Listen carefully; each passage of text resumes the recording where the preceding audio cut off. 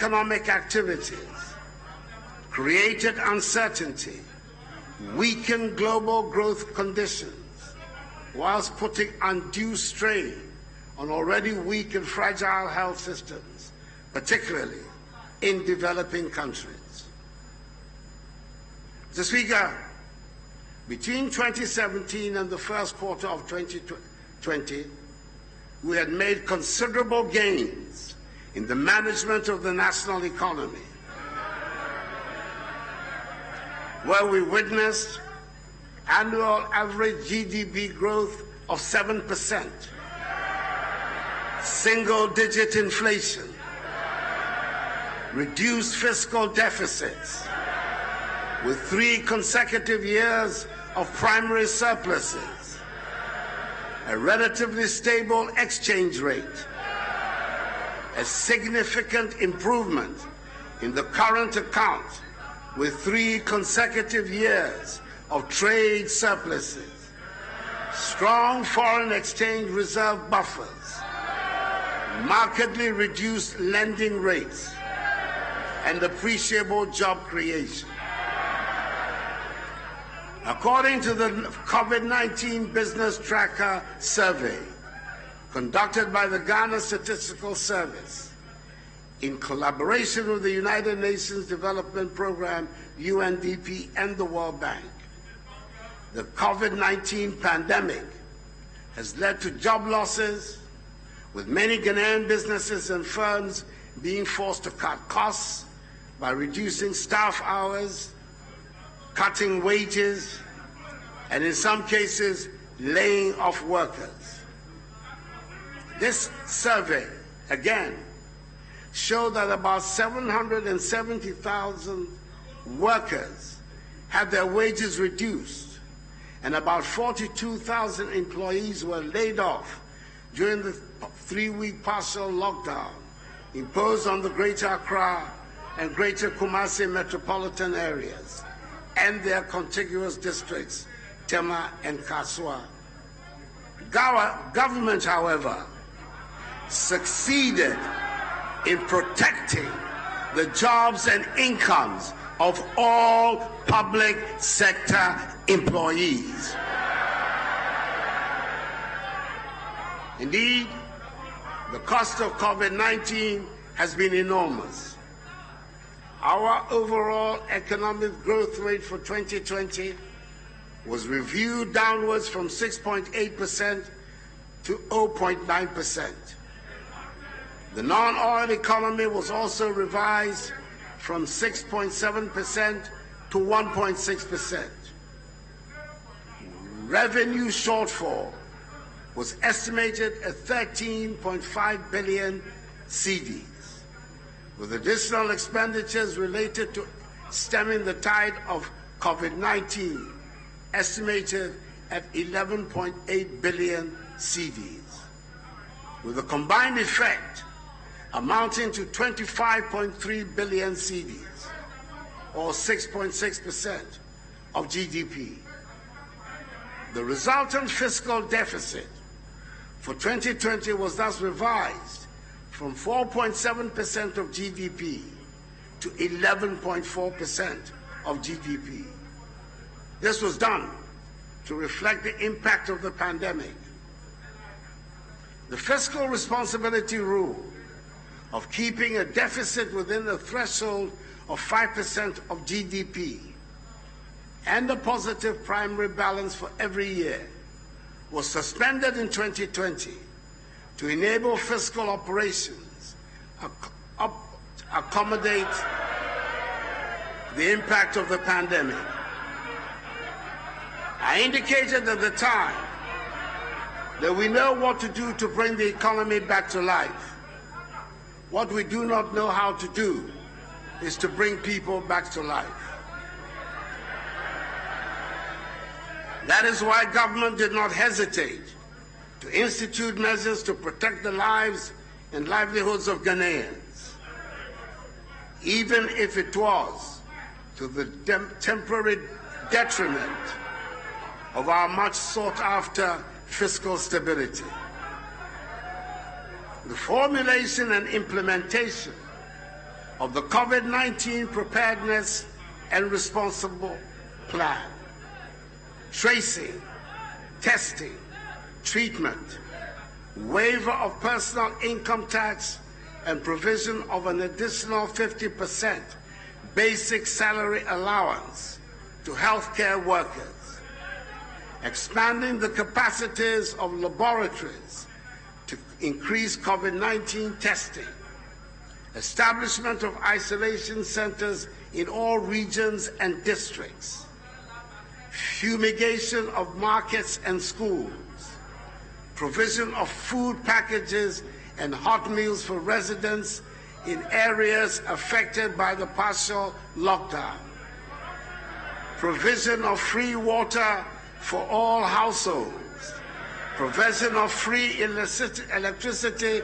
for lifeline consumers, and a 50% discount for all other consumers, reduction in the communication service tax from 9% to 5%, the institution of a 750 million CD loan facility for micro, small, and medium enterprises through the CAP Bus initiative, and the provision of a 2 billion CD guarantee facility to support large businesses such as schools and pharmaceutical companies are amongst the several measures put in place by government to cushion Ghanaians from the impact of the pandemic. Support has also been forthcoming from the Bank of Ghana under its brilliant leadership, which has lowered the monetary policy rate by 150 basis points to 14.5%, reduced the primary reserve requirement from 10% to 8%, reduced the capital adequacy requirement from 13% to 11.5%, and reduced interest rates on the Ghana reference rate to 200 basis points. The Ghana Revenue Authority has also extended the dates for filing of taxes from 4 months to 6 months after the end of the base year, issued a waiver on VAT, National Health Insurance Levy, and Get Fund Levy on donations of equipment and goods for fighting the pandemic, waived income taxes on third-tier pension withdrawals, and permitted the deduction of contributions and donations towards COVID-19 as allowable expenses for tax purposes. Mr. Speaker, my government found the resources to cushion the impact of the pandemic because we are good managers of the economy. And we are good protectors of the public purse. Mr. Speaker, the pandemic has exposed the need to expedite the process of moving Ghana to a situation beyond aid. That is why government has developed and is currently implementing the 100 billion CD Ghana Cares Obaltampa program to transform, revitalize, and modernize our economy and return it to high and sustained growth for the next 3 years. The key projects under the CARES program include: A, supporting commercial farming and attracting educated youth into commercial farming. B, building the country's light manufacturing sector. C, developing engineering, machine tools, and ICT digital economic industries. D, fast-tracking digitalization. E, developing Ghana's housing and construction industry. F, establishing Ghana as a regional hub. G, reviewing and optimizing the implementation of government flagships and key programs. And H, creating jobs for young people and expanding opportunities for the vulnerable in society, including persons with disabilities.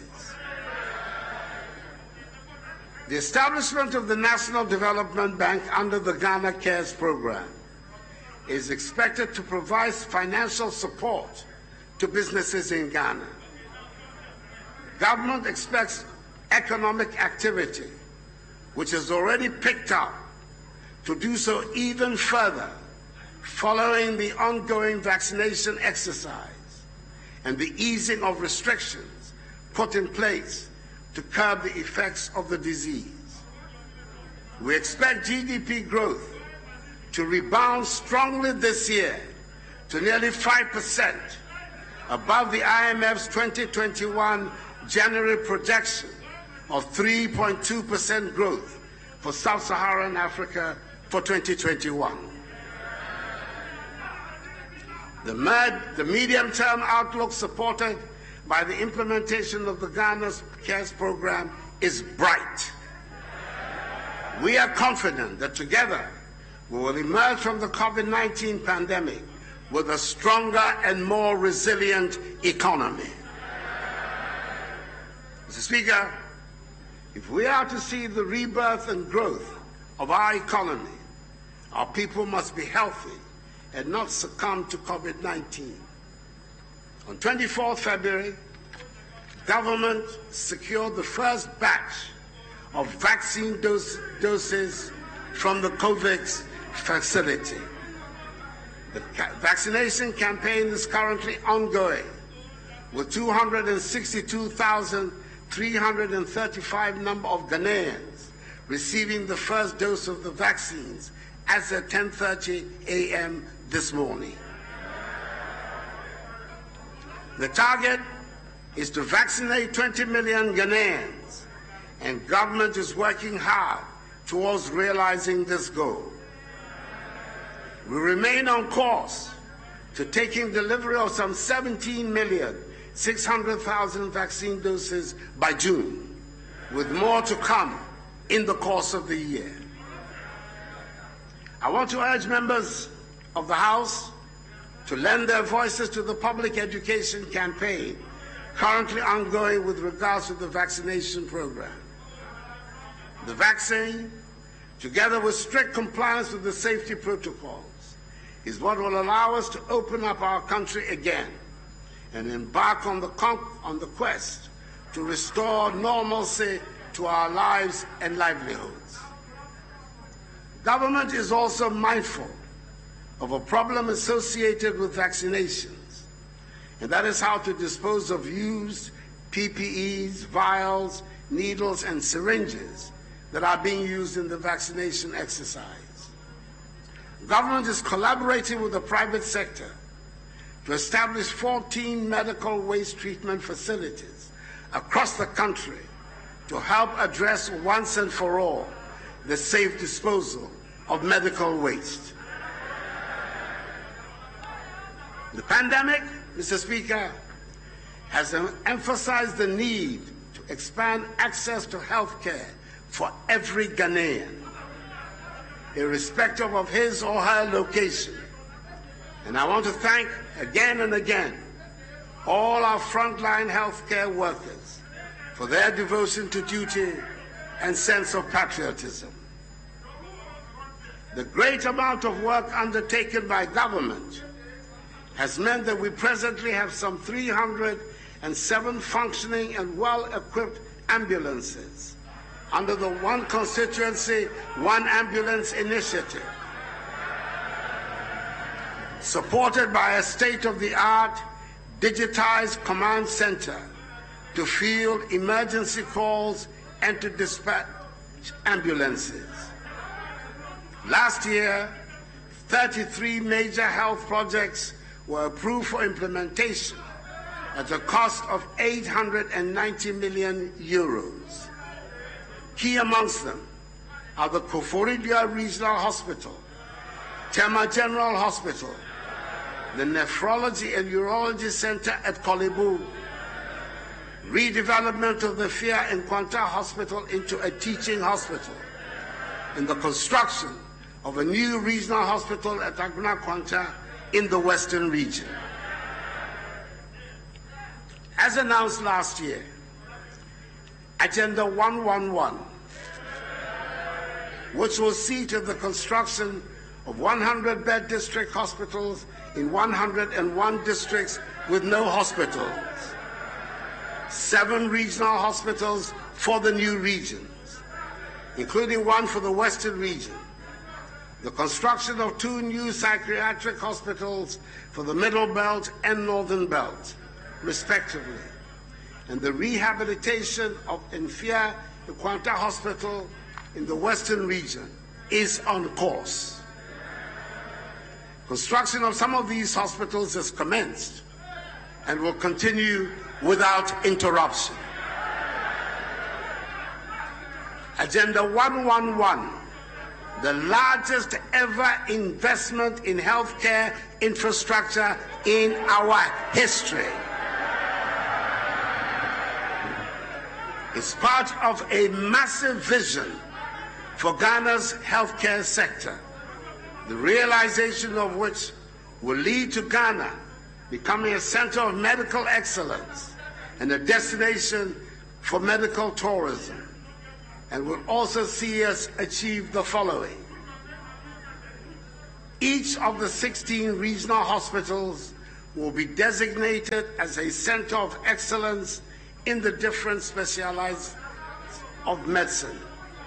For example, orthopedic surgery, burns, plastic and reconstructive surgery, breast care center, fertility center, neonatology and pediatric center, neurosurgery and spine center, stroke center, heart and kidney center, and mental health center, to name a few.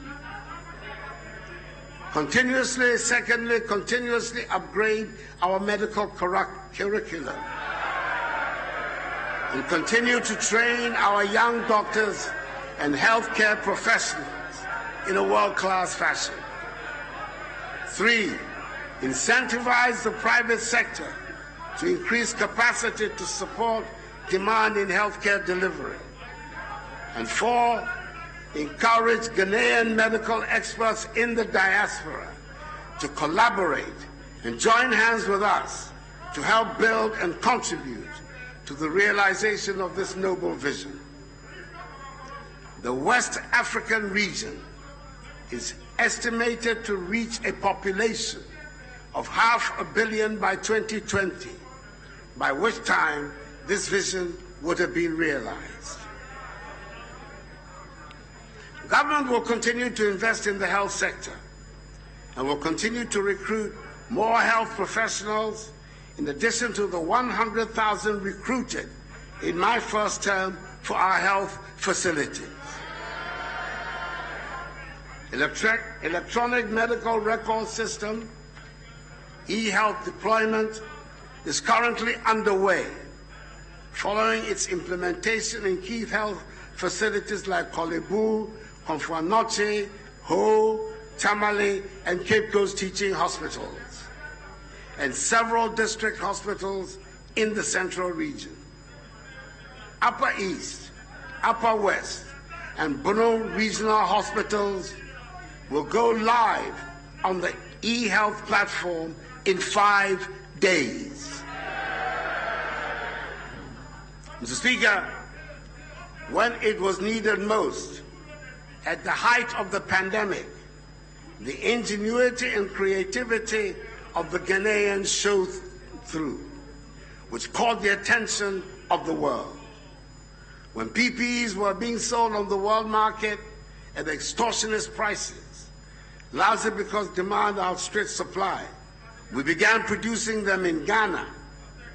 Scrubs, medical gowns, sanitizers, masks, and gloves. All of these essential to the fight against COVID-19 were produced in Ghana.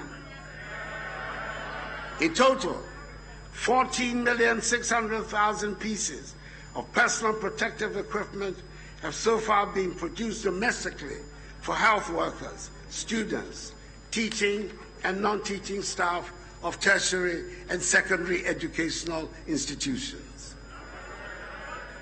We are determined to make our own things, and the Akufo-Addo government will continue with the agenda of rapid industrialization, with the aim of transforming the structure of the Ghanaian economy from one dependent on the production and export of raw materials to a value-added industrialized economy. Under the One District, One Factory initiative, 232 projects are at various stages of implementation. These include 76 operating as 1D1F companies, whilst 112, including 5 medium-sized agro-processing factories and 63 common user facilities, are under construction. Open your eyes, you'll see them. The Ghana Integrated Aluminum Development Corporation has made good progress on the bauxite exploitation program that will drive our industrial transformation agenda. We are in the final stage of an open and transparent investor engagement process and are in negotiations to select strategic investors to partner GIADEC for the bauxite mining and alumina refinery projects. The selected partners will be announced imminently. Similarly, the Ghana Integrated Iron and Steel Development Corporation, GISDE, has been set up and has begun its work in earnest. We have succeeded in attracting major global vehicle manufacturers under the Automotive Development Policy to set up in Ghana. So far, Volkswagen has produced 1,167 vehicles, Sinotruck 276 vehicles, and our own Kantanka has produced 400 vehicles. The Japanese conglomerate Nissan has also started the assembly of vehicles in the country. Mr. Speaker, our nation's food resilience has been severely tested over the past year. The closure of borders in the midst of the pandemic meant that we have had to depend largely on food we produced. We have fared well under the circumstances, largely as a result of the bold policies implemented by government since 2017, such as the Program for Planting for Food and Jobs, Rearing for Food and Jobs, the One Village, One Dam initiative, the One District, One Warehouse policy, establishment of greenhouse villages, revitalization of the cocoa rehabilitation program, and the reactivation of our aquaculture industry. I'm happy to inform the House that during this period of the pandemic, we experienced no